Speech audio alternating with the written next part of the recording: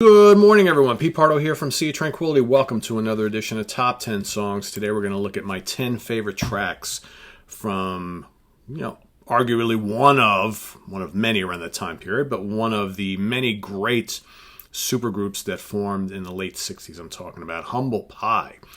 All right, very notable band, kick-ass, bluesy, funky, hard rock band. Of course, started up by a guy named Steve Marriott, came over from the Small Faces. You got Peter Frampton, came over from the Herd. Jerry Shirley on the young drummer. Greg Ridley on bass. Of course, played with Spooky Tooth. Very notable band, very notable players. Frampton left a couple years later to be replaced by none other than Clem Clemson. Okay, of course, from Coliseum, great guitar player. A lot of really good albums here. And a lot of great songs. This is a band that had, a couple. They weren't like a big hit band. They have some of their notable tracks. Okay, they got some couple radio staples, but a lot of really good, gritty, raunchy. That's kind of like when I think of Humble Pie, I think kind of bluesy, raunchy, but with a lot of soul. Marriott, one of the greatest singers of all time. Pretty damn good guitar player, too. Two excellent guitar soloists in Frampton and Clemson, and that great rhythm section. And Greg Ridley sang a lot of vocals in this band, too, as well.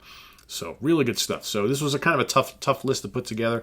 I've got my 10 favorites. I've got a couple honorable mentions that I'll throw out there as well. So let's get started with my number 10. So number 10, I'm going to go to the Smokin' album, which is pretty smokin', and of course I'm wearing the shirt too. Probably my favorite Humble Pie album for a song called "The Fixer." All right, kind of one of many kind of crunchy, raunchy blues rock tunes on this album with some, again, amazing vocals, really gritty guitar work. For my money, as much as I love Frampton, I think Clem Clemson was a better fit in this band than Peter Frampton was, which I think, Peter got kind of, after a couple albums and a bunch of tours, I think he was like, all right, I kind of want to go do my own thing. We're kind of going in directions here. Maybe I want to go in different directions. Clem Clemson, perfect fit. I just think that his much rawer guitar style, I think Frampton had a more kind of fluid, melodic, almost jazzy style, and I think Clemson's more gritty blues style fit better with this band and better alongside, Marriott's pretty, Marriott was a pretty loud, raunchy, bluesy guitar player himself. So I think much better fits. And this is just a great album. This is Clem's first album with the band. The Fixer, my number 10. Coming in at number 9. All right, I'm going to go to the Performance Rockin' the Fillmore album for a song called 4-Day Creep. I mean, just a massive wall of sound from these guys on this album, from these four guys on this album is just incredible. Just big, bold, full of life. Okay, and this is the kind of the finale of Frampton's performance in the band. Okay, he would leave shortly thereafter to go solo. But also, if you've checked out the King Biscuit Flower Hour live album, which from a couple years later with Clem Clemson in the band, that's pretty close to this. This, I think, a lot more rambling jams on this one, and the other was a little more compact. But 4-Day Creep from this is just absolutely killer, heavy blues rock. All right, now we're going to go back to the Smokin' album for a song I absolutely love. It's more of kind of like a sinister, slow blues number with some absolutely scorching lead guitar from Clem. It's a song called "I Wonder." So, I put the "I Wonder" in the same category as a song like Free's "Moonshine." That kind of like slow, ominous, bluesy number with some outstanding, that's got the outstanding vocals of Paul Rodgers. Here we got, obviously, Mr. Marriott, and then leading into some just sizzling lead guitar work from Clemson. "I Wonder." Great song. It's nice and long. It's like 8 minutes long. Excellent song. That's my number 8. My number 7. This appears on a couple albums. It's on the Street Rats album. It's also on another kind of album that I have that collects like a bunch of rarities and B-sides and things like that. But the song is "Let Me Be Your Love Maker" from Street Rats. Of course, not an original song. These guys did a ton of covers. on their albums, and they covered other people's songs really, really well. So Let Me Be Your Lovemaker is an old blues classic, all right, with some absolutely snarling guitars from Clemson and Marriott on here. And the groove is just undeniable. I absolutely love Let Me Be Your Lovemaker. It's easily the best song on this. Street Rats is, for me, kind of a mediocre album, but that is an absolutely crushing song on here that I love quite a bit. All right, next we're going to go to the underrated Eat It album for a song called Get Down to It. All right, it's the first song on the album.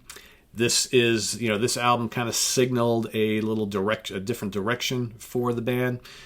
This album is very much filled with kind of R&B and soul and funk, all right? It's got its blues rock moments, but it's not all about that. The band were definitely moving in different directions, Some of the general public didn't really care for this album too much, but Get Down to It is just, man, it's got a groove. It's got, great vocals from Marriott. It's got the backing vocals from the, God, what are they called? I forget the name of the trio of female singers that appeared on this album and a couple albums going forward. Hold on, I gotta find that out now. Of course, it's going to be microscopic on this CD, right? Of course it is. Let's see.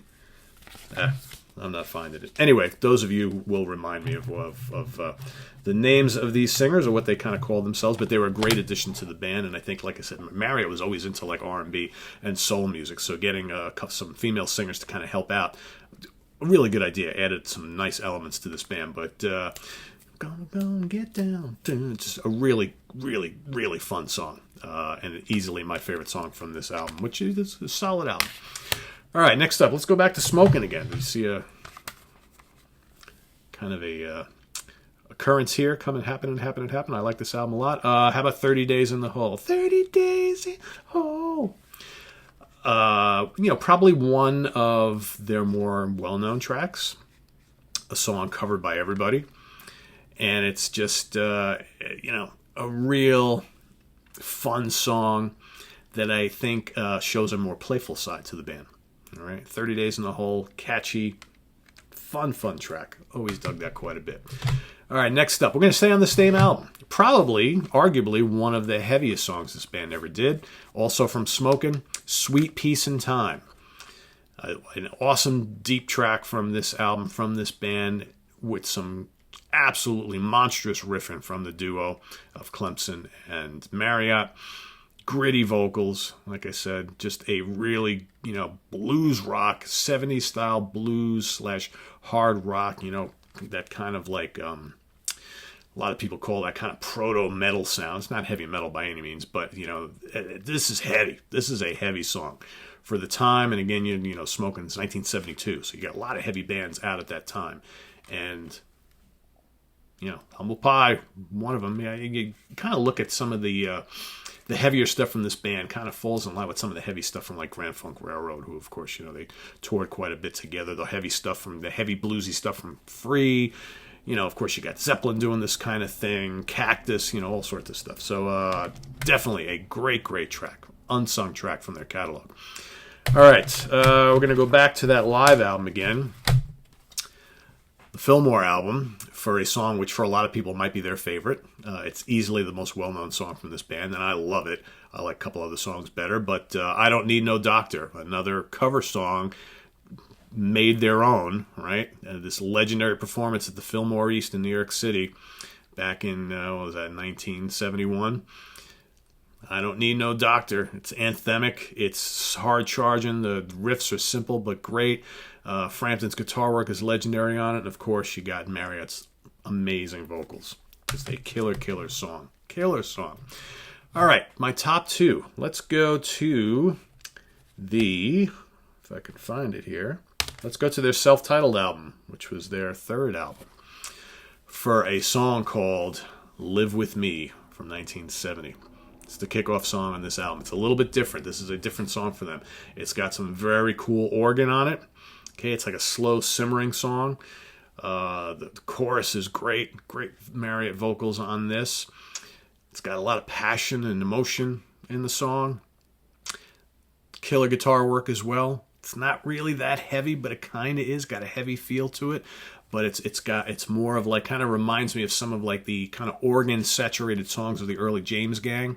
All right, maybe a little Deep Purple in there as well. Very, very cool song. I kind of wish they did more like that. I know they're mostly a guitar band, but I think they did some things here and there early on with, like, little Hammond organ and the crunchy bluesy guitar work. And I think "Live With Me" is just great, and it's just got a unforgettable vocal performance from Mr. Marriott. One of my favorites from him, actually. All right, and we're going to finish this off. My number one song, my number one favorite track from Humble Pie. We're going to go to the Rock On album. Some of you are probably saying, how come we haven't heard more from Rock On? Well, you're going to hear it right now. A little Stone Cold Fever. Dun, dun, dun, dun, dun. Boom, bum, bum, bum. Bum, bum, bum, bum, bum, bum, bum, bum, bum. Great song. Stone Cold Fever. Awesome, awesome headbanger on this album. This is a very, very strong album. There's a lot of really good songs on here.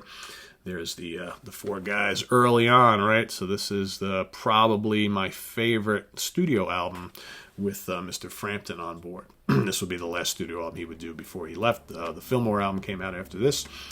So there you have it. Some pretty strong tracks, I think. Some I had to leave out, obviously. So some honorable mentions. How about "Come On Everybody"? Come on, everybody. From Smokin'. Great song. Good live track, too. How about from the Eat It album? Go back to Eat It. How about "Black Coffee"?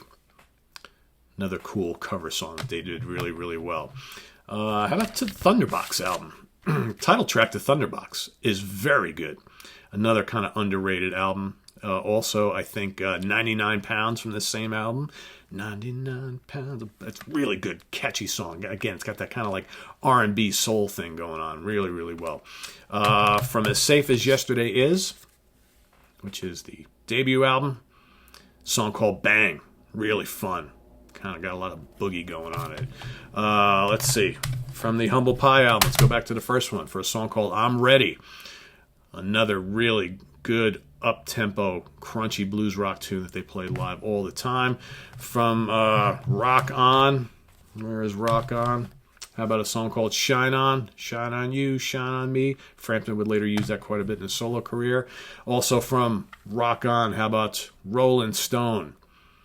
Great, slow, ominous blues tune, cover of a blues classic. Another song they would play live and stretch it out big time. All right. Also, like I said, great on the Fillmore. Another great song, "Strange Days" from Rock On. A lot of really good songs on here. I'm surprised more didn't make my list, actually. And then from Smokin', go back to the Smokin' album for a little Hot and Nasty.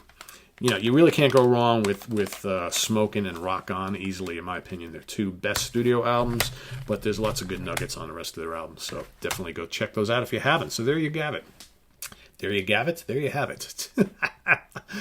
Wednesday morning. So, you know the drill, guys. For those of you Humble Pie fans, offer up your 10 favorite Humble Pie songs in the order you like them. Remember, there's no right or wrong answer. We all have our favorites. We all like these songs differently. And the great thing about music is albums and songs enter your life at different times. So they have, that effect on you based on when they entered your lives, when you got into them. So that's what I love about music. It's always like kind of stories and memories that go with everything, right? So pretty cool. So to recap, number 1, Stone Cold Fever. Number 2, Live With Me. Number 3, I Don't Need No Doctor. Number 4, Sweet Peace and Time. Number 5, 30 Days in the Hole. Number 6, Get Down to It. Number 7, Let Me Be Your Love Maker. Number 8, I Wonder. Number 9, 4-Day Creep. And number 10, The Fixer.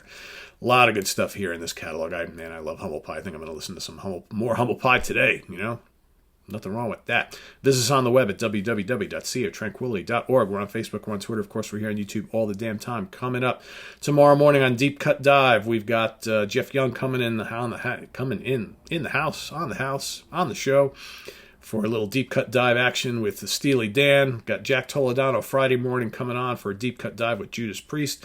I've got ranking the albums in the works over the next couple days of UK Doom Metal Merchants, Cathedral, as well as the very cool UK art rock band City Boy.